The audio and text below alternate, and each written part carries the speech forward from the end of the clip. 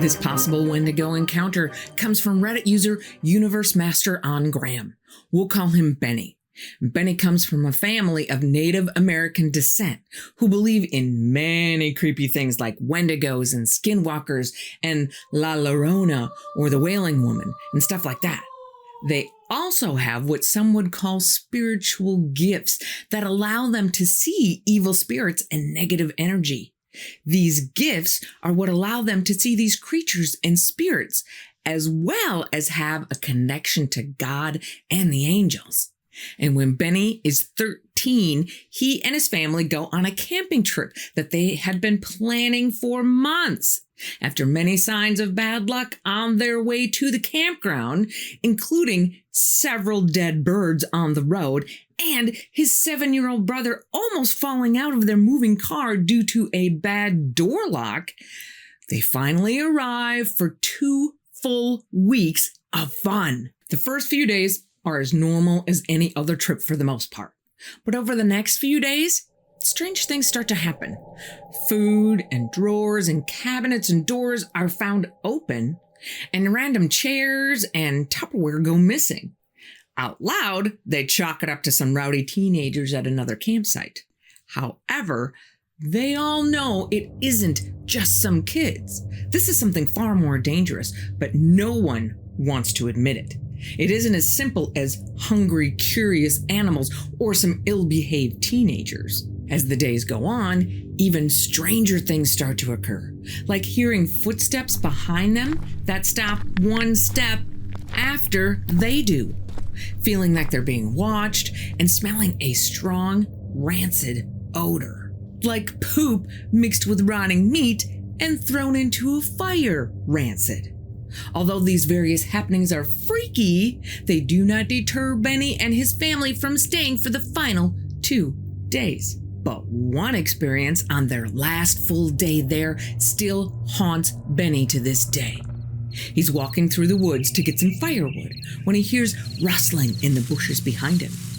At the exact same time, all other sounds of life around him cease. He can only hear his heartbeat, the lone heavy footsteps approaching him, and his name being called from seemingly every direction at once. The voice calling him is a harsh, raspy, animalistic imitation of his sister's voice, who had just gone home early only a few hours ago. Chills start running down Benny's spine, and he takes off for the campsite, running the fastest he has ever run while hearing twigs and leaves crunching behind him the entire way. He finally reaches the campsite, stops, and braces himself for who knows when the footsteps suddenly stop. Relief washes over Benny, and his body goes limp as he stumbles toward the tent.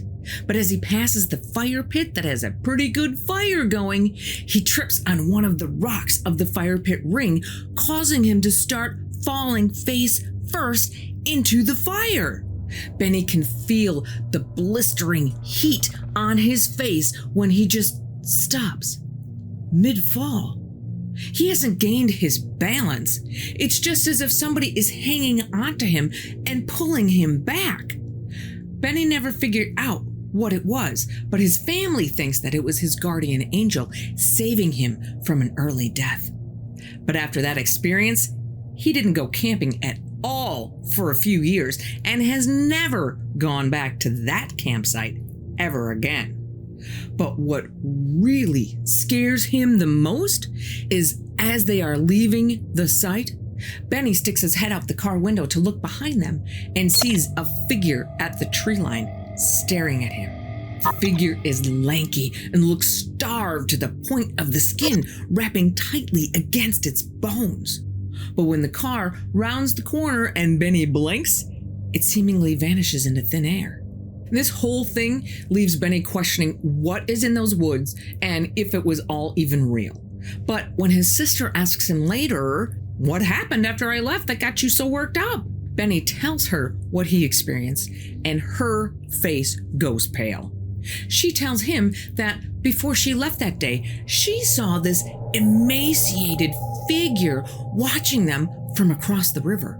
It noticed her watching it and ran away on all fours at fictional speed.